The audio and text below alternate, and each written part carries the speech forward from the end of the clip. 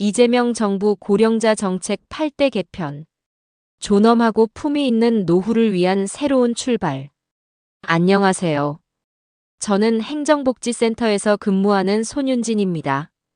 어르신들과 함께 나눌 이야기는 우리 사회가 맞이한 가장 중요한 변화 중 하나인 고령화 사회에 대한 것입니다.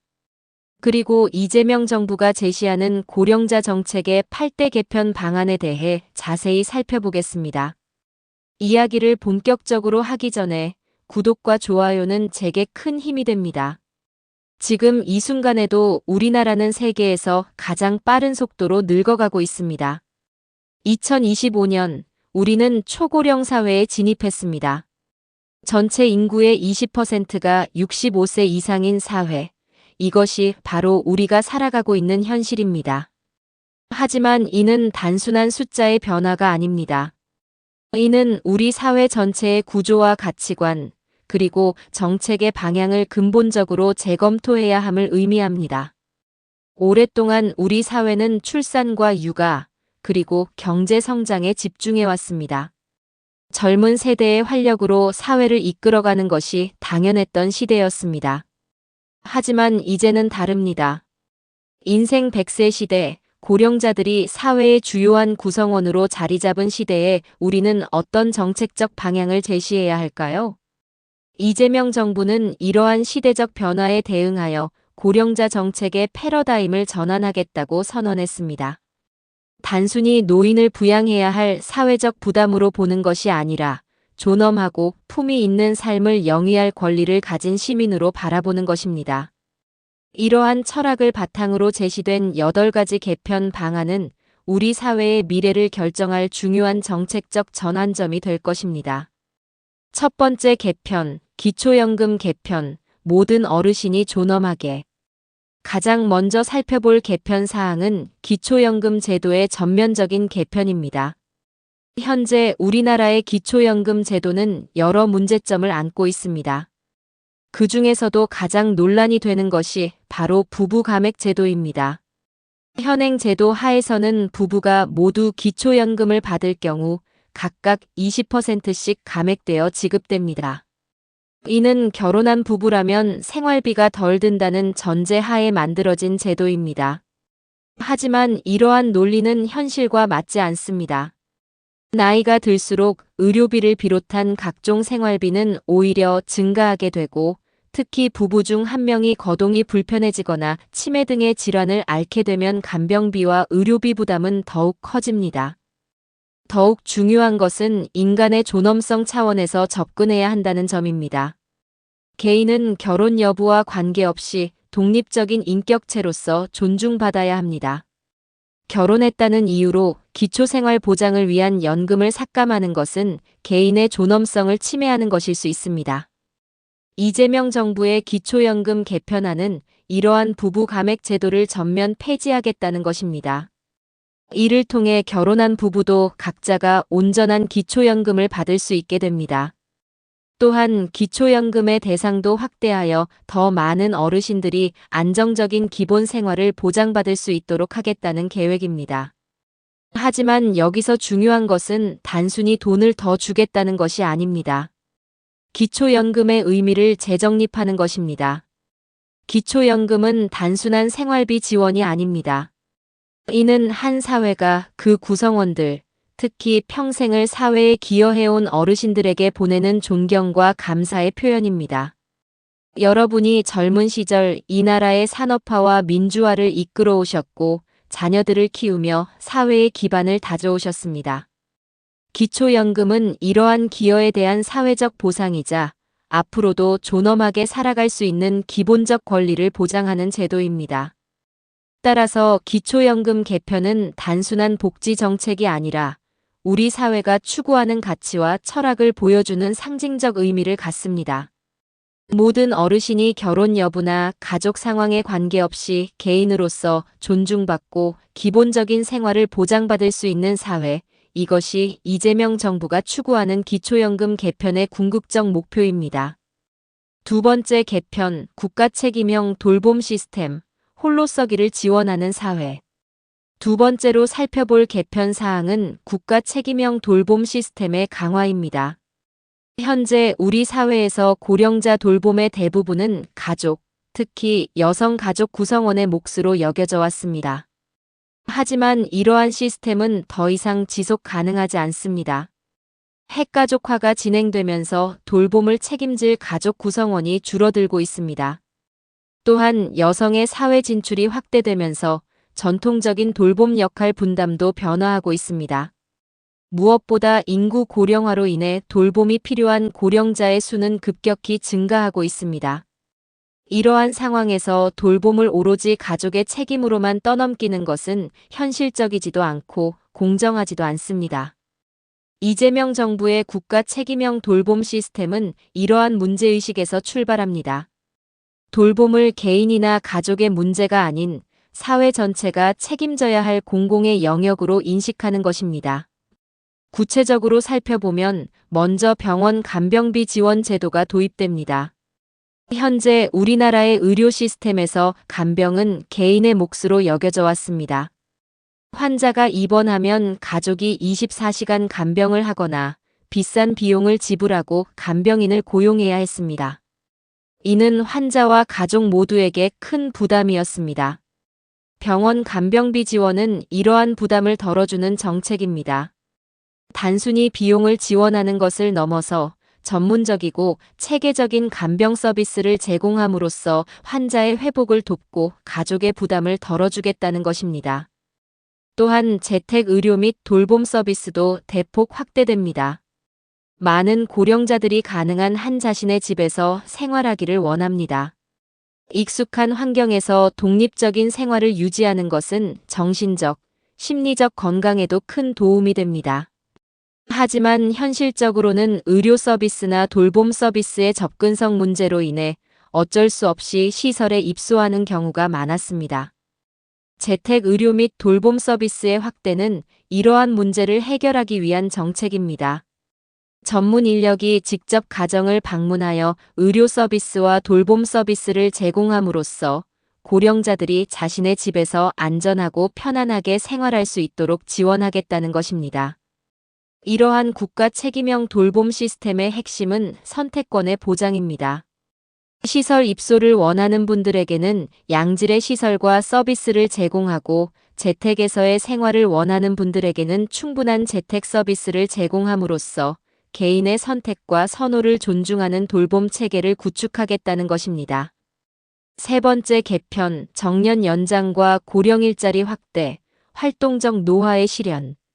세 번째 개편 사항은 정년 연장과 고령 일자리 확대입니다. 이 정책은 단순히 일자리를 늘리는 것을 넘어서 고령화 사회에 대한 우리의 인식을 근본적으로 바꾸는 정책입니다. 전통적으로 노인이라고 하면 은퇴하여 휴식을 취하는 존재로 여겨져 왔습니다. 하지만 현재의 60대, 70대는 과거의 같은 연령대와는 완전히 다릅니다. 평균 수명이 늘어나고 건강 상태도 좋아지면서 60대는 물론 70대에도 활발하게 활동할 수 있는 분들이 많아졌습니다.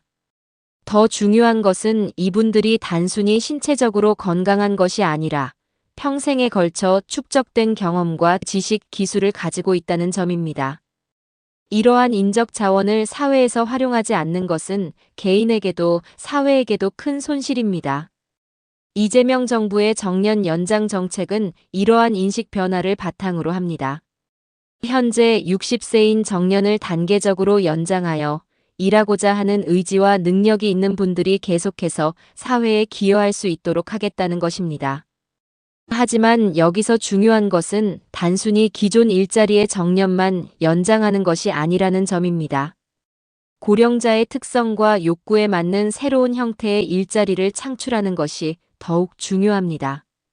예를 들어 오랜 경험을 바탕으로 한 멘토링이나 컨설팅 업무, 지역 사회의 문제 해결에 참여하는 사회적 일자리, 자신의 취미나 특기를 살린 창업 등 다양한 형태의 일자리가 가능합니다. 또한 풀타임이 아닌 파트타임이나 프로젝트 기반의 유연한 근무 형태도 고려되어야 합니다. 이러한 고령 일자리 확대 정책의 궁극적 목표는 활동적 노화, 액티브 에이징의 실현입니다. 단순히 오래 사는 것이 아니라 생산적이고 의미 있는 활동을 통해 자신의 가치를 실현하면서 나이 들어가는 것입니다. 일은 단순히 경제적 수입을 얻는 수단이 아닙니다. 이를 통해 사회적 관계를 유지하고 자아 정체성을 확인하며 삶의 의미를 찾게 됩니다. 특히 은퇴 후 갑작스럽게 모든 사회적 역할을 잃게 되면서 겪는 정체성의 혼란이나 우울감은 많은 고령자들이 경험하는 문제입니다. 따라서 정년 연장과 고령 일자리 확대는 경제적 필요성뿐만 아니라 고령자의 정신적, 사회적 건강을 위해서도 필요한 정책입니다. 나이가 들어도 자신이 사회에 기여하고 있다는 느낌을 갖고 지속적인 성장과 발전을 추구할 수 있는 환경을 만드는 것, 이것이 이 정책의 핵심입니다. 네 번째 개편, 연착 수당 도입, 은퇴 공백기의 안전망. 네 번째 개편 사항은 연착 수당의 도입입니다. 이는 60세에서 64세까지의 노년층을 대상으로 하는 현금 지원 제도로 소득 공백을 해소하기 위한 정책입니다. 현재 우리나라의 사회보장 시스템에는 일종의 사각지대가 존재합니다. 60세에 정년퇴직을 하지만 국민연금은 보통 65세부터 받을 수 있습니다. 이 5년간의 공백기 동안 많은 분들이 경제적 어려움을 겪게 됩니다. 물론 이 시기에도 일자리를 구하려고 노력하시는 분들이 많습니다. 하지만 현실적으로 60대 초반의 일자리는 제한적이고 임금 수준도 낮은 경우가 많습니다. 평생 쌓아온 경력과 전문성에 비해 현저히 낮은 대우를 받거나 아예 일자리를 구하지 못하는 경우도 적지 않습니다. 이러한 상황에서 연착 수당은 중요한 의미를 갖습니다. 단순히 생계비를 지원하는 것을 넘어서 이 시기를 새로운 인생 설계를 위한 준비 기간으로 활용할 수 있도록 돕는 것입니다. 연착 수당을 받는 동안 새로운 기술을 배우거나 창업을 준비하거나 자원봉사 활동을 통해 사회 기여 방안을 모색할 수도 있습니다. 또는 그동안 바쁜 직장 생활로 인해 소홀했던 가족과의 시간을 갖거나 개인적인 취미와 관심사를 개발할 수도 있습니다. 연착 수당의 연착이라는 이름에는 특별한 의미가 담겨 있습니다. 비행기가 연착하면 승객들이 불편을 겪지만 동시에 예상치 못한 여유 시간을 갖게 됩니다. 마찬가지로 정년 후 국민연금 수급 전까지의 이 시기를 단순한 공백이나 불편으로 보지 말고 새로운 가능성을 탐색할 수 있는 소중한 시간으로 바라보자는 철학이 담겨 있습니다. 하지만 이러한 긍정적 의미를 실현하기 위해서는 경제적 안정이 전제되어야 합니다. 당장의 생계 걱정에 시달린다면 새로운 준비를 할 여유가 없기 때문입니다. 연착 수당은 바로 이러한 경제적 안정을 제공함으로써 60대 초반을 진정으로 의미 있는 시간으로 만들 수 있도록 지원하는 정책입니다. 또한 이 정책은 세대 간 형평성 차원에서도 의미가 있습니다. 현재의 60대는 우리나라의 산업화와 민주화를 이끌어온 세대입니다. 하지만 그 과정에서 개인적인 노후 준비에는 상대적으로 소홀할 수밖에 없었습니다. 또한 IMF 외환위기나 글로벌 금융위기 등을 겪으면서 노후 자금의 타격을 받은 분들도 많습니다. 연착 수당은 이러한 사회적, 역사적 맥락을 고려한 정책입니다. 개인의 책임만을 강조하는 것이 아니라 사회적 책임을 함께 인식하고 그 해결책을 함께 모색하는 것입니다. 다섯 번째 개편, 임플란트 건강보험 확대, 삶의 질을 높이는 기본 권리. 다섯 번째 개편 사항은 임플란트 건강보험 확대입니다. 이 정책은 단순히 치과 치료비를 지원하는 것을 넘어서 고령자의 삶의 질 향상과 건강권 보장이라는 더 큰 의미를 갖고 있습니다. 치아 건강은 전체적인 건강 상태와 직결됩니다. 치아가 좋지 않으면 제대로 씹을 수 없고 이는 소화 기능에 영향을 미칩니다. 또한 영양 섭취가 제한되면서 전반적인 건강 상태가 악화될 수 있습니다. 더 나아가 치아 문제는 발음에도 영향을 미치고 이는 사회적 활동에 제약을 가할 수 있습니다. 하지만 현재까지 임플란트는 고가의 치료로 여겨져 왔습니다. 건강보험 적용 범위가 제한적이어서 개인이 부담해야 하는 비용이 상당했습니다. 이로 인해 경제적 여건이 어려운 고령자들은 필요한 치료를 받지 못하는 경우가 많았습니다. 이재명 정부의 임플란트 건강보험 확대 정책은 이러한 문제를 해결하기 위한 것입니다. 임플란트 치료에 대한 건강보험 적용 범위를 확대하고 본인 부담금을 줄임으로써 더 많은 고령자들이 필요한 치료를 받을 수 있도록 하겠다는 것입니다. 하지만 이 정책의 의미는 단순한 의료비 지원을 넘어섭니다. 이는 품위 있는 노후에 대한 사회적 인식의 변화를 보여줍니다. 과거에는 나이가 들면서 겪는 신체적 변화나 불편함을 당연한 것으로 받아들여야 한다고 여겨졌습니다. 하지만 이제는 나이가 들어도 가능한 한 건강하고 활동적인 삶을 유지할 권리가 있다고 인식이 바뀌고 있습니다. 임플란트 건강보험 확대는 바로 이러한 인식 변화를 반영한 정책입니다. 단순히 생존하는 것이 아니라 질 높은 삶을 유지할 수 있도록 지원하는 것입니다. 좋은 치아로 맛있는 음식을 드시고 자신감 있게 웃으시며 활발하게 사회활동에 참여하실 수 있도록 돕는 것입니다. 또한 이 정책은 예방적 관점에서도 중요한 의미를 갖습니다. 조기에 적절한 치과 치료를 받으면 더 큰 건강 문제를 예방할 수 있습니다. 치아 건강이 전반적인 건강 상태에 미치는 영향을 고려할 때 임플란트 건강보험 확대는 장기적으로 전체 의료비 절감에도 기여할 수 있습니다. 더 나아가 이 정책은 사회적 통합의 관점에서도 의미가 있습니다. 경제적 여건에 관계없이 모든 국민이 기본적인 건강권을 보장받을 수 있는 사회를 만드는 것입니다. 치아 건강이 개인의 경제력에 따라 좌우되는 것이 아니라 사회적 권리로서 보장되는 것입니다. 6번째 개편, 노인주치의 제도 및 경로당 지원, 통합적 건강관리와 사회적 연결망. 6번째 개편 사항은 노인주치의 제도와 경로당 지원입니다. 이 두 정책은 서로 다른 영역처럼 보이지만 실제로는 고령자의 건강과 사회적 관계라는 밀접하게 연관된 주제를 다루고 있습니다. 먼저 노인주치의 제도부터 살펴보겠습니다. 현재 우리나라의 의료 시스템은 전문화되어 있지만 동시에 파편화되어 있기도 합니다. 고령자들은 여러 가지 만성 질환을 동시에 앓고 있는 경우가 많은데 각각의 질환에 대해 다른 병원, 다른 의료진을 찾아가야 하는 상황입니다. 이러한 시스템에서는 종합적이고 지속적인 건강관리가 어렵습니다. 각 전문의는 자신의 전문 분야에 대해서는 깊이 있는 진료를 제공하지만 환자의 전체적인 건강 상태나 다른 질환과의 연관성을 파악하기는 어렵습니다. 또한 고령자 입장에서는 여러 병원을 다니는 것 자체가 부담스럽고 각기 다른 처방을 받다 보면 약물 상호작용의 위험도 있습니다. 노인주치의 제도는 이러한 문제를 해결하기 위한 정책입니다. 한 명의 주치의가 고령자의 전반적인 건강 상태를 지속적으로 관리하면서 필요에 따라 전문의에게 의뢰하는 시스템입니다. 이를 통해 보다 체계적이고 효율적인 건강 관리가 가능해집니다.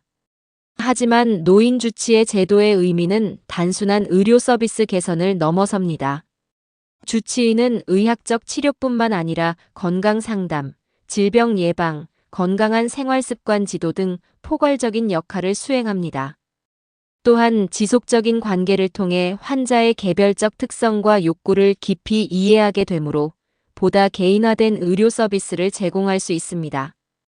다음으로 경로당 지원에 대해 살펴보겠습니다. 경로당은 우리나라 고령자 복지의 중요한 인프라 중 하나입니다. 하지만 오랫동안 시설의 노후화, 프로그램의 부족, 운영비 지원의 한계 등 여러 문제를 안고 있었습니다. 이재명 정부의 경로당 지원 확대는 단순히 시설을 개선하거나 운영비를 지원하는 것을 넘어서 경로당을 지역 사회의 고령자 복지 거점으로 발전시키겠다는 구상입니다. 경로당은 고령자들이 가장 쉽게 접근할 수 있는 공간입니다. 집 근처에 있어서 걸어서 갈 수 있고 동네 사람들과 함께 시간을 보낼 수 있는 친숙한 공간입니다. 이러한 경로당의 장점을 살려서 다양한 복지 서비스의 전달 거점으로 활용하겠다는 것입니다. 예를 들어 경로당에서 건강검진이나 상담 서비스를 받을 수 있도록 하고 다양한 교육 프로그램이나 여가 활동 프로그램을 제공할 수 있습니다. 또한 지역의 자원봉사자들과 연계하여 맞춤형 서비스를 제공하거나 세대 간 교류 프로그램을 운영할 수도 있습니다. 노인 주치의 제도와 경로당 지원은 서로 연계되어 시너지 효과를 낼 수 있습니다. 주치의가 정기적으로 경로당을 방문하여 건강 상담을 제공하거나 경로당에서 발견된 건강 문제를 주치의에게 연계하는 시스템을 구축할 수 있습니다.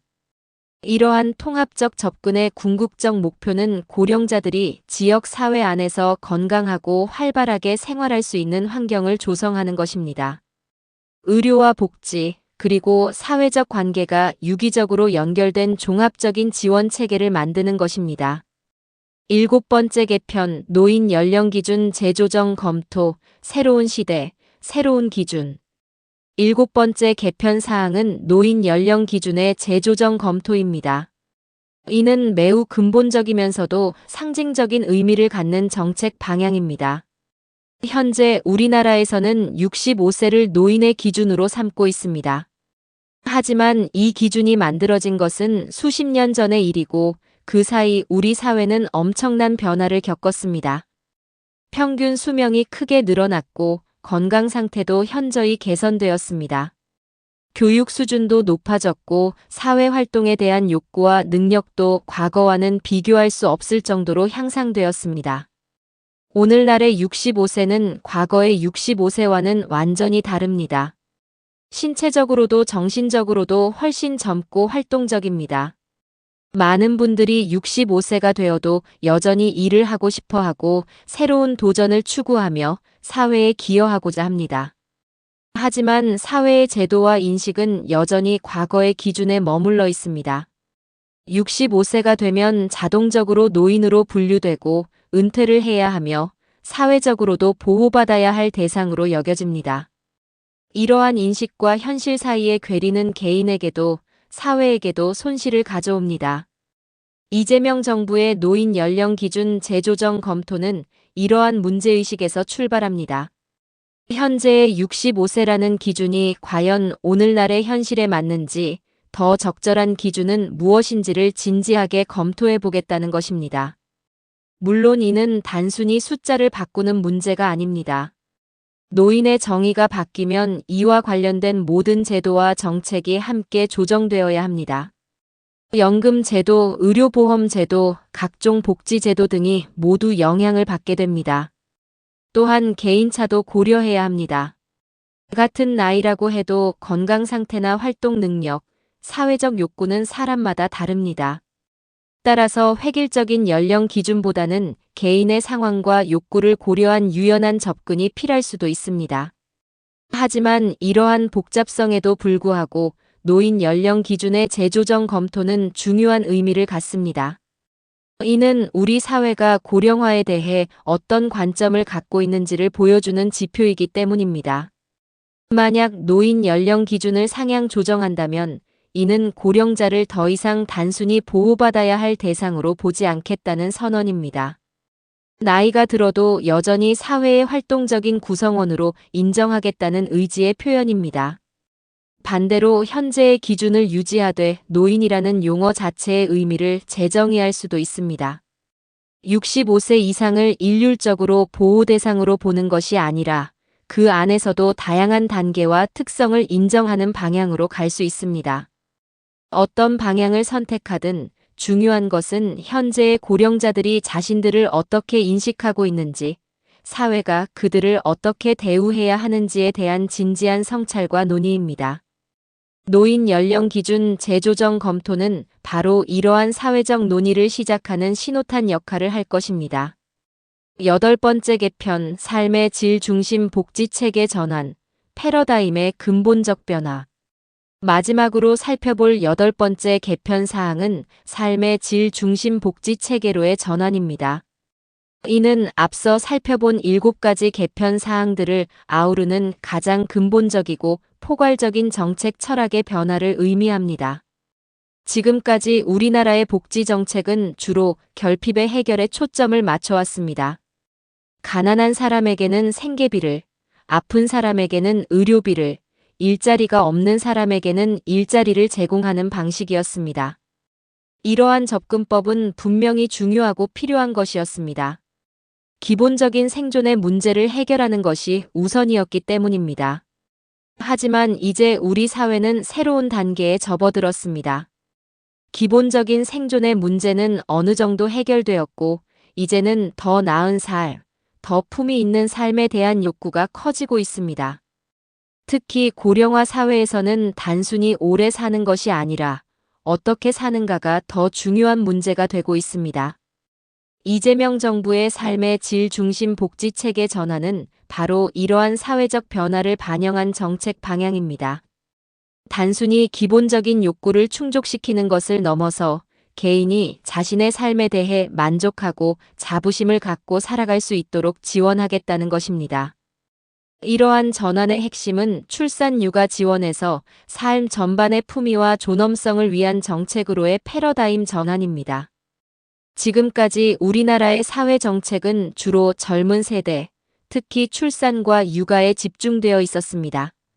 저출산 문제를 해결하기 위해 각종 지원 정책들이 만들어졌고 상당한 예산이 투입되었습니다.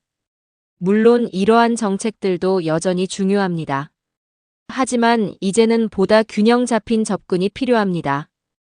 인생의 모든 단계에서 모든 세대가 품위 있고 존엄한 삶을 살 수 있도록 지원하는 정책이 필요합니다. 특히 고령화 사회에서는 고령자의 삶의 질이 사회 전체의 삶의 질을 결정하는 중요한 요소가 됩니다. 고령자가 많은 사회에서 고령자들이 불행하다면 그 사회 전체가 불행해질 수밖에 없습니다. 반대로 고령자들이 활기차고 만족스러운 삶을 살아간다면 그것은 젊은 세대에게도 희망과 안정감을 줄 수 있습니다.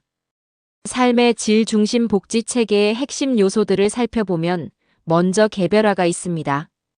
모든 사람을 동일한 기준으로 대우하는 것이 아니라 개인의 특성과 욕구, 상황에 맞는 맞춤형 서비스를 제공하는 것입니다. 다음으로 통합성이 있습니다. 의료, 복지, 교육, 문화 등 삶의 여러 영역이 분절되어 있는 것이 아니라 유기적으로 연결되어 종합적인 지원을 제공하는 것입니다. 세 번째로 예방성이 있습니다. 문제가 발생한 후에 대응하는 것이 아니라 문제를 미리 예방하고 더 나은 상태를 유지할 수 있도록 지원하는 것입니다. 네 번째로 참여성이 있습니다. 복지의 수혜자를 단순히 서비스를 받는 존재로 보는 것이 아니라 자신의 삶을 주도적으로 설계하고 실현해가는 주체로 인정하는 것입니다.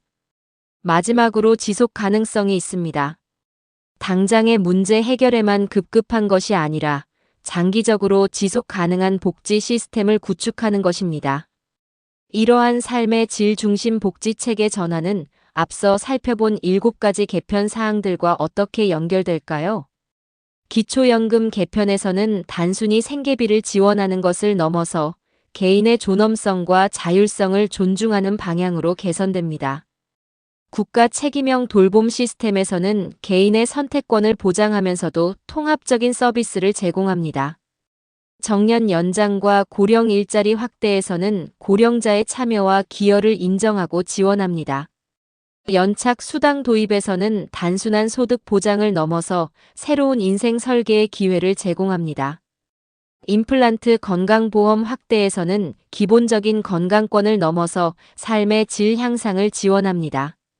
노인 주치의 제도와 경로당 지원에서는 의료와 사회적 관계를 통합적으로 관리합니다. 노인 연령 기준 재조정 검토에서는 사회적 인식의 변화를 통해 고령자의 사회 참여를 확대합니다.